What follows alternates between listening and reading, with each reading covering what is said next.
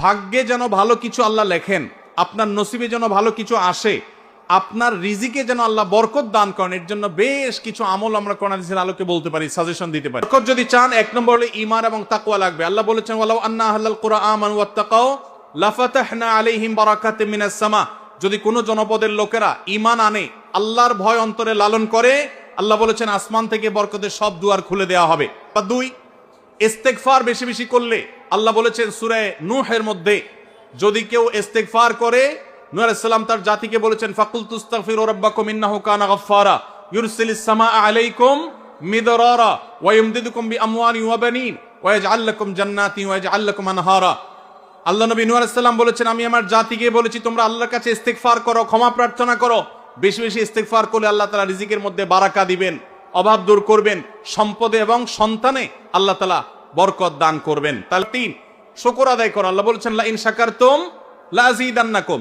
আপনি কোনো কিছু পেয়েছেন, আলহামদুলিল্লাহ বলেন, যা পাইছেন শুকর আদায় করেন, আল্লাহ নেয়ামত বাড়ায় দিবেন। নাম্বার চার, দান সাদাকা করা। আল্লাহ তাআলা বলেছেন ইয়ামহাকুল্লাহুর রিবা ওয়া ইউরবিস সাদাকাত। আল্লাহ সুদকে ধ্বংস করবেন, তবে সাদকা এবং দান এটাকে আল্লাহ তাআলা বাড়িয়ে দিবেন। পাঁচ নম্বর হলো আত্মীয়তার সম্পর্ক রক্ষা করা। নবীজি সাল্লাল্লাহু আলাইহি ওয়াসাল্লাম বলেছেন মান সাররাহু আন ইউবসাতা লাহু ফি রিজকিহি আও ইউনসা লাহু ফি আথারিহি ফালইয়াসিল রাহিমা। যে ব্যক্তি চায় তার আত্মীয়তার সম্পর্কে, যে ব্যক্তি চায় তার হায়াতে বরকত হোক, তার রিজিকে বরকত হোক, সে যেন আত্মীয়তার সম্পর্কের সাথে সম্পর্ক ভালো রাখে।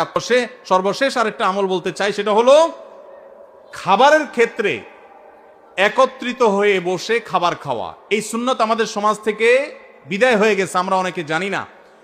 আবু দাউদের একটি হাদিস বর্ণিত হয়েছে, নবীজি সাল্লাল্লাহু আলাইহি সাল্লামের কাছে এক ব্যক্তি বললেন, হে আল্লাহর রাসূল, আমরা খাই কিন্তু অনেক খাওয়ার পরেও পরিতৃপ্ত হই না, পেট ভরে না, খাবারের চাহিদা পরিপূর্ণ মিটে না, কারণটা কি?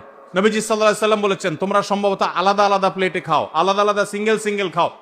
তখন নবীজি সাল্লাল্লাহু আলাইহি সাল্লাম বলেছেন তোমরা সবাই একসাথে খানা খাবে, আল্লাহ তাআলা তোমাদের খাবারে বরকত দান করবেন।